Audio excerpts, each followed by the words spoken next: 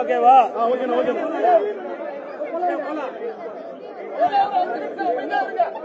இல்ல ஓகேவா தம்பி?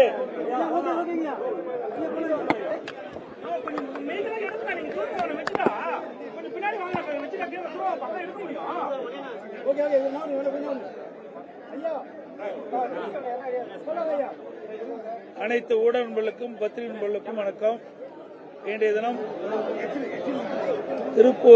திருப்பத்தூர் மாவட்டத்தில் எழுச்சி பயணத்தை மேற்கொள்ள இருக்கின்றேன். இன்றைக்கு காலையில் சுமார் 32 அமைப்பைச் சேர்ந்தவர்கள் அவருடைய பிரச்சனை குறித்து எங்களுடைய கவனத்திற்கு கொண்டு வந்தார்கள். அதை அனைத்து இந்திய அண்ணா திராவிட முன்னேற்ற கழக அரசு அமைந்த பிறகு நியாயமான கோரிக்கை அனைத்தும் நிறைவேற்றப்படும். தமிழக அமைச்சர் மைத்ரேயனை வந்து இன்னைக்கு வந்து நீங்க வந்து பண்ணிருக்கீங்க. அமைச்சர் மைத்ரேயனை வந்து நீக்கம் பண்ணிருக்கீங்க. இதே போல அன்வர் ராஜாவையும் நீங்க இதெல்லாம் நீங்க கேட்கக்கூடாது. எங்க உட்கட்சி விவகாரத்தில் நீங்க பேசணும். உட்கட்சி விவகாரத்தில் நீங்க கேட்காதீங்க, வேற ஏதாவது கேளுங்க. உட்கட்சி விவகாரத்தெல்லாம் பகிரமா பேச முடியாது. உட்கட்சி விவகாரம் இது உட்கட்சி விவகாரத்தை பற்றி எங்களுக்கு என்னென்ன எங்களுக்கு தான் தெரியும். அதை வந்து வெளிப்படுத்த முடியும். ஊர்க்குருவி வந்து பருந்தாகாதுன்னு சொல்லிட்டு அறிக்கை கொடுத்திருக்காரு. அதாவது நீங்க வந்து போட்டு கொடுத்து வாங்குறீங்க. நான் தான் தெளிவா சொல்லிட்டேன். ஒவ்வொரு கட்சியும் கட்டுப்பாடு இருக்கு. அந்த கட்டுப்பாட்டின் அடிப்படையில் தான் நடவடிக்கை எடுப்போம். அதை வந்து வெளியில பேசுவது சரியா இருக்காது. தாய்மானவர் திட்டத்தை வந்து தமிழக முதல்வர் வந்து எடுத்துட்டு வந்திருக்காரு.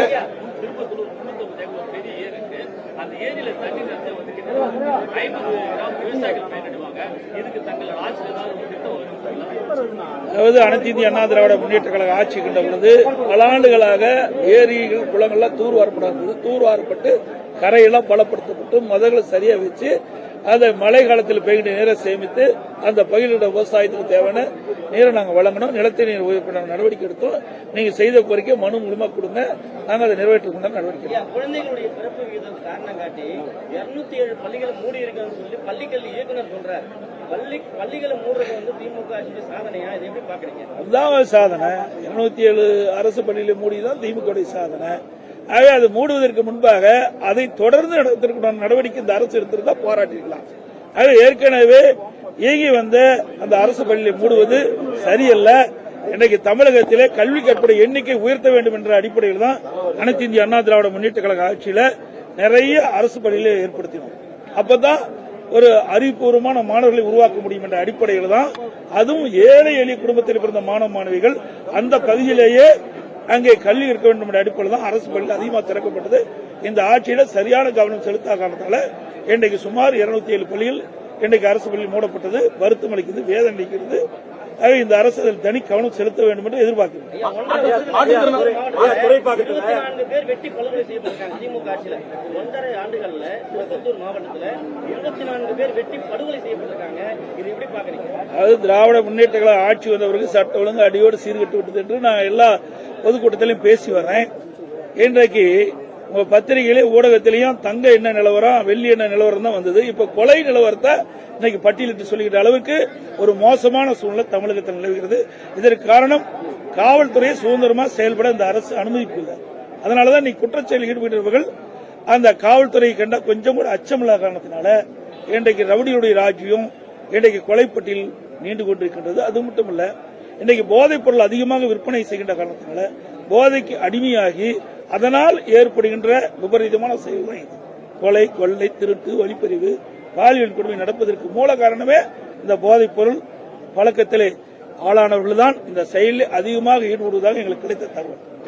தமிழக முதல்வர் வந்து தாய்மானவர் திட்டத்தை வந்து நேற்று வந்து மாற்றுத்திறனாளிகளுக்கு 70 வயதுக்கு மேற்பட்டவர்களுக்கு வந்து தொடர்ந்து வச்சிருக்காரு. இது மக்களிடத்தில் நல்ல ஒரு வரவேற்பு வந்திருக்கின்ற எதிர்கட்சி தலைவரான நீங்க தான் சொல்லணும். தொலைக்காட்சி நமக்கு தான் போய் பார்த்து நேர்தான் தொடங்கி வச்சிருக்காரு. நல்லதா கெட்டதா என எதிர்காலத்தில் பார்த்து சொல்லணும். அந்த திட்டங்கள் எப்படி உங்களுக்கு? அதாவது அதுதாங்க, நீங்களே கேள்வி கேட்டுட்டீங்க.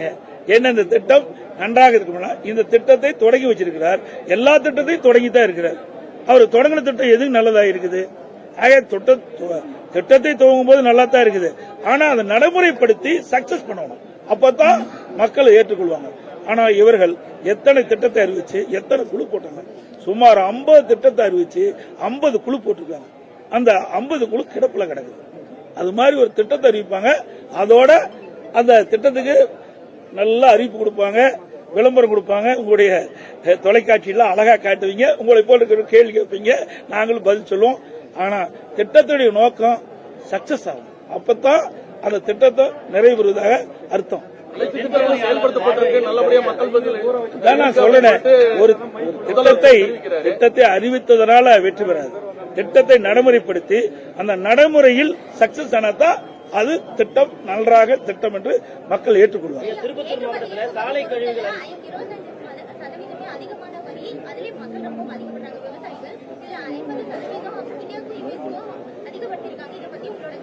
இது வன்மையா கண்டிக்கிறது.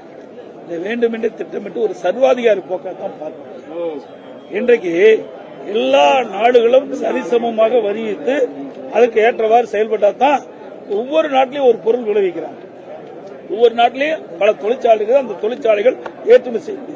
இப்படி வேண்டுமென்றே திட்டமிட்டு ஒரு குறிப்பிட்ட வரியிலிருந்து அதிகபட்ச வரி விதித்து ஒரு நாட்டை அடிமைப்படுத்துவது என்பது ஏற்றுக்கொள்ள முடியாது.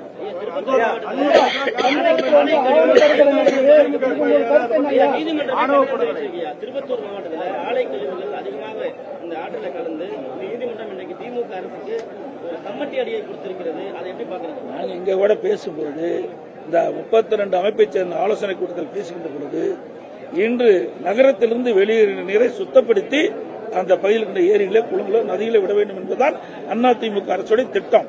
அதன் அடிப்படையில் தான் காவிரியில் நடந்தாய் வாழி காவிரி என்ற அற்புதமான திட்டத்தை நாங்கள் அதிமுக அரசு கொண்டு வரப்பட்டு மத்திய அரசு அதற்கு துணை நின்று அந்த திட்டம் இன்றைக்கு செயல்படுகிறது. அதே போல எல்லா நகரத்தில் இருக்கணும் வெளியேறின்ற கழிவு நீரை சுத்தம் பண்ணாதான் அந்த பகுதியில் இருக்கின்ற நிலத்தடி நீர் சுத்தமா கிடைக்கும். சார், விரைவில் நீங்களும் டிடிவி தினகரனும் ஒரே மேடையில் இணைவீங்கன்னு சொல்லிட்டு நயினார் நாகேந்திரன் பாஜக தலைவர் சொல்லியிருக்காரு. அது என்ன சார்? அது அவரை கேளுங்க. அவர் தான் சொன்னாரு, அவரே திருப்பிக்கணும். பாஜக கூட்டணி எங்கிட்ட உண்டு, ஆனா மத்ததெல்லாம் நாங்க தான் முடிக்கணும். அதிமுக தான் தலைமை தாங்க. ஆக அது சந்தர்ப்ப சூழல் வருகின்ற பொழுது அதுக்குண்டான பதில் நாங்க தரப்போம்.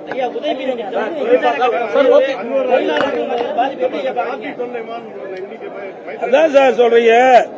அதாவது இது சுதந்திர நாடு, ஜனநாயக நாடு. யார் வேணாலும் எந்த கட்சியில் வேணாலும் இருக்கலாம். ஆக இந்த கட்சிக்கு போக கூடாது, அந்த கட்சிக்கு போக கூடாதுன்னு யாரும் தடுக்க முடியாது. ஏன் இங்கதான் இருக்கிறாங்களா? மற்ற கட்சி எல்லாம் போகலையா? நிறைய எல்லாமே கட்சி மாறி மாறி இருக்கிறாங்க. இப்ப அன்வராஜா கட்சியிலிருந்து நீக்கப்பட்டார், மீண்டும் கட்சியில் சேர்த்து மறுபடியும் போயிட்டார். அதே மாதிரி இவர் நம்ம மைத்ரேயன் கட்சியில் நீக்கப்பட்டார், பாண்டிச்சேரத்துல பரடி போயிட்டார். ஆக இப்படிப்பட்டவர்கள்லாம் எந்த கட்சியிலுமே நிலையா இருக்க மாட்டாங்க.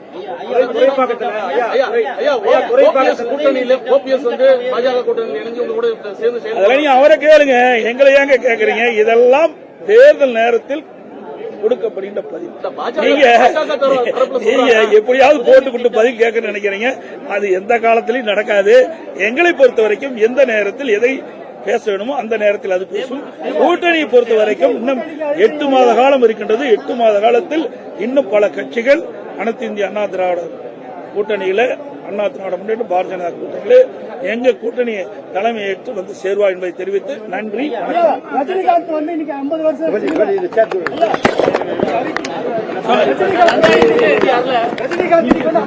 சினிமாவில் வந்து இருக்காரு. அதுக்கு காலையிலேயே ட்விட்டர் போட்டேன். காலையிலேயே ட்விட்டர் போட்ட அந்த ட்விட்டர்ல பாத்துக்க